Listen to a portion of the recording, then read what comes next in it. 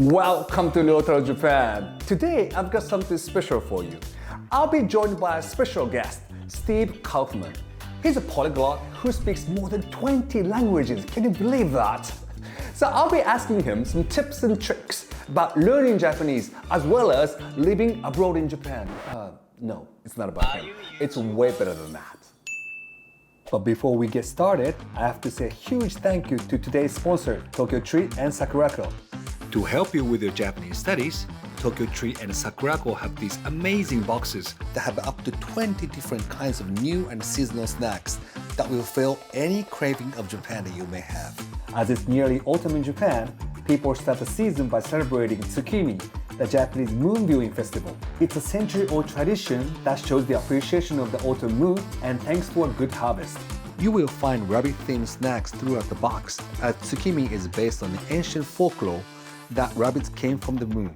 Join in the celebration with Tokyo Treat's carefully selected snacks. Some of my personal favorites were these chestnut-flavored Kit Kats, the smoked daikon pickle chips, all with some refreshing orange juice. Sakuraco is a similar style subscription box, but it focuses more on the traditional and artisan Japanese snacks and teas. You also get one piece of a special tableware, and this month was this awesome tsukimi dish. You can find some amazing stuff such as this usagi or rabbit marshmallow, this chocolate cream pie, and some moon cookies. Take a break from your Japanese studying and enjoy all their snacks while reading about Japanese culture, Tsukimi history, and details about each sweet with allergy information. If you're interested in getting one or both of these boxes, click the link in the description box down below and use code RYOTARO to get $5 off your first box. Now I gotta get back to Steve. He's been waiting for me too long. Today, as you're here, I've got some questions I'm desperate to ask you. Okay? Okay. Yeah. All right. So let me just introduce myself a bit, right? So I was born in Japan, grew up in Japan till like I was 15, and left Japan. Lived in the States. A little bit of Spanish as well, but I just have no idea how you get to learn 20 languages. I'm pretty sure that you're learning more now, so 20 something extra languages now. So can you tell me how you got there, just in the kind of short version of the story, because I know it's long history. So. Oh, okay. So it does take an effort. So Yes. it's not just a matter of being there. So when I was in Japan, I didn't just hope that somehow because I went to the yaoya-san that I would eventually pick up Japanese. Right. You have to make an effort. So I would be listening to Japanese in the car all the time. I would be reading Japanese all the time. So, and generally sort of listening and reading is tremendously powerful. Right. And it has the advantage that you don't have to go to school. You don't have to pay for a teacher because the listening is very portable, especially today with MP3 players, with all the technology that we have. So it's a matter of putting that effort in, even if you are in the country. You can't just say, okay, I'm going to go to some country and I'll just start talking to people. Right. People have things to do. They're not going to be your teacher. You can't just be there and hope somehow to pick up the language. You have to make a major effort. I think that's the first thing. And the second thing is, when you start speaking, don't worry. Don't worry about how you sound, the mistakes you make. Right. Go for it, and you get a lot of feedback back, people talking at you, and that's more input for you. And the brain actually starts to get used to the language. Wow. So I wasn't, you're right. Because just trying to remember how I learned English, definitely that listening was the first thing, right? Because then when I listen, I try to copy it. And then just don't worry, be happy, just give it a go. And you make mistake, you learn it, try and error, then that's how I got, my English better. I think so. And the younger you are, the less you care. That's true. That is so true. The younger you are, you're with your buddies, whatever. You're out there having, 15, you're not having a few beers, but whatever. So you don't care. And that's good. When by the time you're 40, I don't want to make a mistake and stuff. People get more and more uptight as they get older. Right. So I think I'm shyer now, I guess. I know that you've lived in Japan, right? For a while. Right. 9 years. So 9 years. So 9 again, years. it's almost like repeating my question again, but how did you learn Japanese? And then, is it like I know it should be like about listening and everything, but is it like from like school or just being around Japanese people? Never went to school. Oh Never my went to God. school. Oh my God. But I had an advantage because I Right. had learned Chinese before coming to Yes. Japan. Yes. So I could read characters. So to me, reading is important. Yes. Okay. So kana, hiragana, katakana is not difficult to learn. Okay. Uh-huh. Like if you've only ever seen the Latin alphabet, okay, it's difficult because it's different. But in Right. fact, there's not so many letters in the kana Right. system, right? So Right. you can learn it. And at first it's difficult to read because you're not used to it, but you read Yeah. more and more and more and Yes. you get used to it. And you get used to Characters that. is a different story. There's Yes. so many kanji. And it's not just the Toyo kanji. Like it's not just 2,000. You need 4,000 kanji Yes. to read the So- newspaper. and To stuff. read the newspaper. So- Exactly. Yeah. Yeah, so because I had that from Chinese, I had a big advantage. Big advantage. Right, So I did mean- a lot of reading. Yeah, go ahead. Yes, I mean, literally, it's just not. It's amazing that you started from Chinese, not from Yeah. Japanese. I mean, Right. obviously, like, we use less Chinese characters than Chinese people. So you came from Right. above, like knowing more more characters than we normally do. So use. So Yeah. therefore, I think it must be like a lot easier like, for you. Yeah, you're not aware of it, you know. Yeah. First of all, the Japanese use some characters that the Chinese rarely use. True. You read a Japanese newspaper, they use a lot of relatively rare characters. I don't see a big difference, you know. Nah, I think if you have characters, you don't have characters. You need to get over 2,000. You need to get 3,000. Now, an educated Japanese person, educated Chinese person Yes. maybe knows 5,000, 6,000. But I don't have 5,000, 6,000. yes. But I have enough to read the newspaper and the characters Right. that I don't know. Right. I just skip over them. But Right, I mean, my viewers are now, I guess, kind of losing their bravery right now, like listening, just hearing all these 2,000, 3,000, 4,000. Okay, I think next question would be like, how did you learn those 5,000 or 3,000 characters? How did you learn? Okay. So, the first 1,000, I mean, I Yeah. could show them to you, but I had these flashcards, cards, written with different colors, stroke order and stuff. And I started out with 10 a day. Right. Yeah. And I had one of these checkered exercise books that Japanese Yeah. school children use, Chinese school children Yeah, use. yeah. And I would take a character and I would write it 6, 7, 8, 9, 10 times. Yes. And then I would take Yes. either the pronunciation or the meaning and I would put it 3 or 4 columns over. Then I'd take another character and I would continue writing. And eventually I run into the first one before I have completely forgotten it. So it's a form of spaced repetition. I developed, that's my own system. Wow. And I would do 10 a day. Then I Yeah. got it up to as high as 30 a day. Wow. With the understanding that I'm going to forget 2/3 of what I learned, Yes, if not more. yes, So you yes. have to relearn.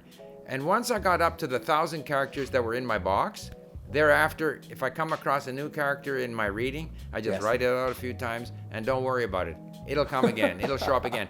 And you get better at identifying the components, you know, of the characters. So when you start in, of course, the teacher likes to, you have the radical, Yeah, and this is of the course. metal, and this is the water and stuff. And it's meaningless at first. All these, it's like grammar. All these explanations are meaningless until you have had enough experience with it. But once you've had so many characters, you start to see the connection, the relationship, the little mouth and the little 3 dots water and all this kind of stuff. So you gradually, it becomes less and less strange. So it's like everything. The brain starts to get used to things. It's the same as language itself. Wow, that's impressive. Like I'm so impressed. Like because because it took me about 6 years in Japanese educational system. It takes about 6 years, like from your age of 6 to 12, that you learn Right. 1,000, and then extra 500 to 600 in junior high school, which is 3 years, so like 13 to 15 years old, right? But I think you did it too, but in a faster manner. You know what? I remember, like I always say, when you're like, very often, people like Japanese people, especially Chinese people, say, "Oh, I can read, but I don't understand very well." But they only ever read an article in a newspaper. They don't read novels. No. No, I read a Chinese novel. It's called Loto Xiangzi. I read that novel after about 7 months, a whole novel. And the words I didn't know, I just didn't worry about them, but I could actually understand the novel. And that's a major milestone, a major achievement. Wow. Yeah, after seven months or so. Yeah, you got to go. But I was working 6-7 hours a day. Like your kids at school, I mean, they don't spend their whole day learning characters. They're out playing with their buddies. They're learning other subjects and stuff like that. But I was full time. Wow. Okay, next question, right? Because Yeah. you lived in Japan for 9 years. How long ago? You said? That was 1971 to 77, and then 80 to 82. 80, 82. Okay, so have you been to Japan recently? I was there. There was a Polyglot conference in Fukuoka. Gotta say, three years ago. Okay, it was so that's 4 years, just before COVID. All right, so like that's quite 2019 maybe. Yeah. So like amazing, Osaka, amazing. Like it's so much more modern. Yeah, like how is the? Yeah, I just wanted to ask you that. Like, what do you think has changed? Like Osaka and Fukuoka, these places that you've been before, maybe in the 70s, 80s, okay. now. Yeah, it's more modern. It's if you want cleaner, modern, more comfortable.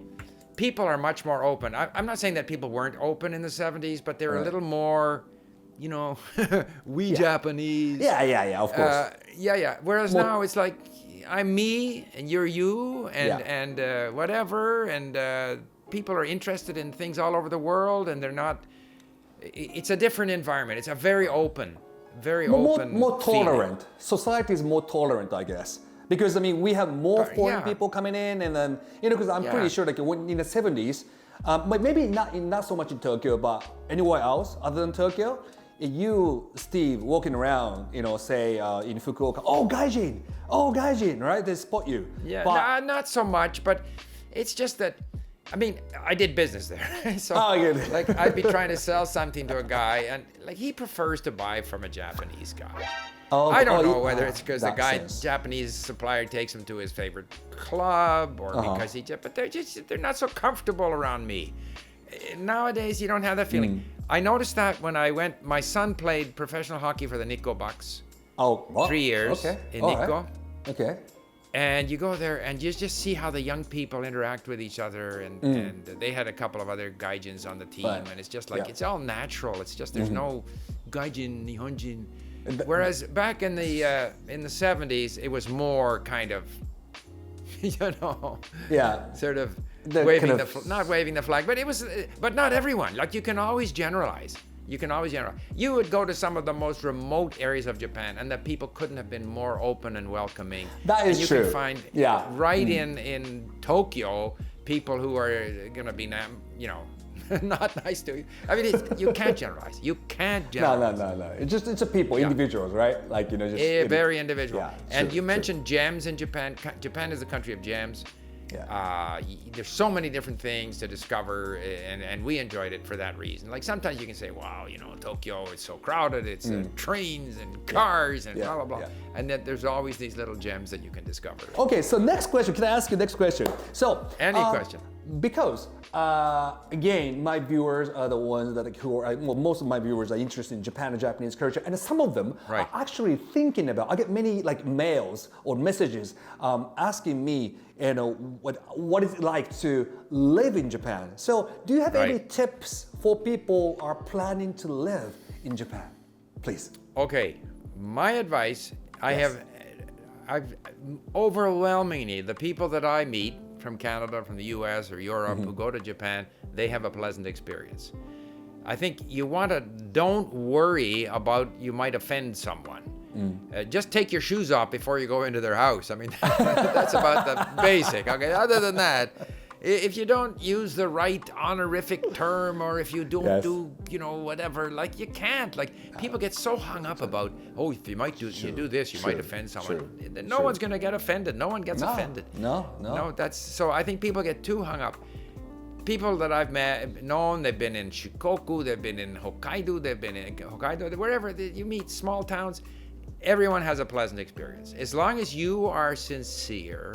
Yes. And people will treat you the way you treat them. It's so true. Just don't go in the house with your dirty shoes. That's the only thing. Yeah, especially for, I think, North Americans, I guess. They're so used to, getting into the house with shoes. That is true though, because we Japanese, right? When, say, foreign tourists did something that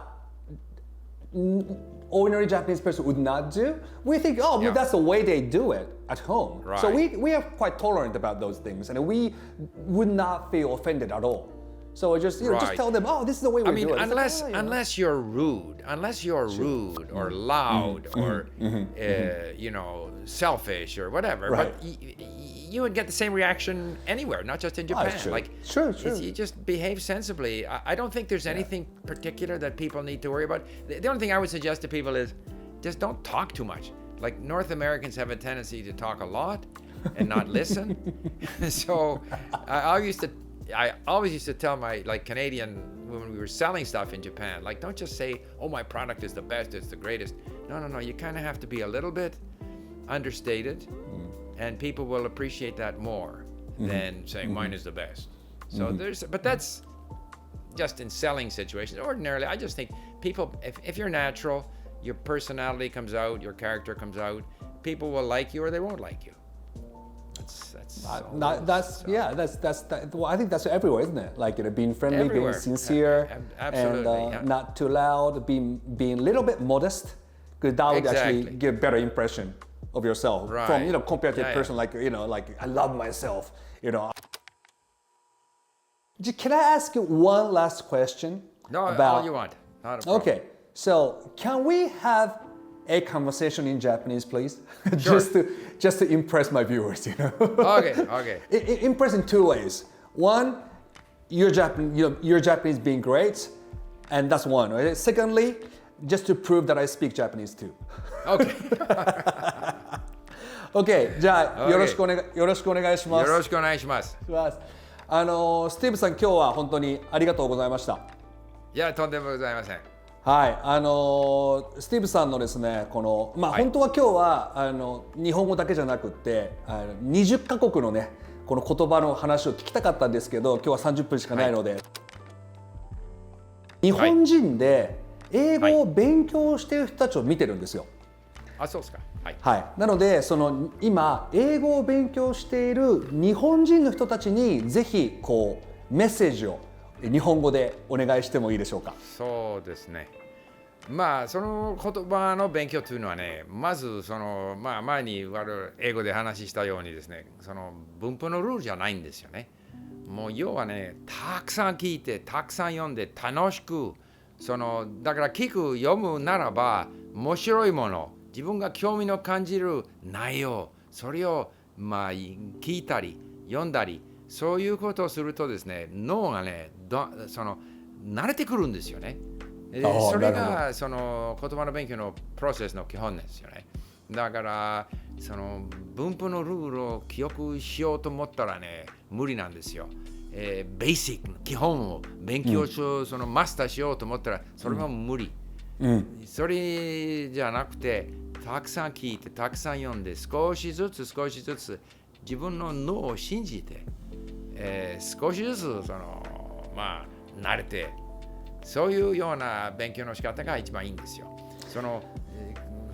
語彙のなんかリストね、わざと勉強しようと、意識的に勉強しようと、それは無理。はい、たくさんの内容、たくさん聞いた中で、少しずつ、新しい単語、何回聞いて、何回忘れて、また聞いて、また忘れて、それで最終的には、自分の守備範囲というかね、能力が増えてきます。だから楽しく勉強する、そしてもう続くということが一番大事だと思うんですよ。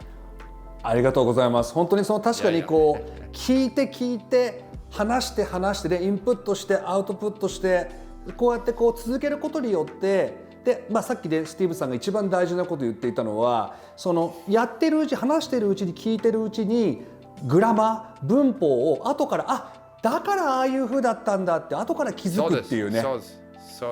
多分この順番を間違えないことですよね、多分ね。そうですね。今この番組を見ている日本人の方も多分それを聞いてなるほどねっていう風に理解したと思います。So thank you so much for your great thoughts and that actually I learned lots of things today and Yeah, and I'm really looking forward to talking to you again and asking questions again, I guess. Anytime. Yeah, Anytime, Yeah, and I'm so looking forward to seeing you here in Japan. I gotta go. I gotta go. So now COVID is over, so like everyone's coming to Japan. So I think I hope Absolutely, it's a great country. Yeah, thank you so much. So Okay. and yeah, so that's it for my video today. And again, a round of applause for Steve Kaufmann. Thank you very much. Thank you. Thank you. So Bye-bye. Steve, I will see you in Japan, and you guys, viewers, I will see you in next video.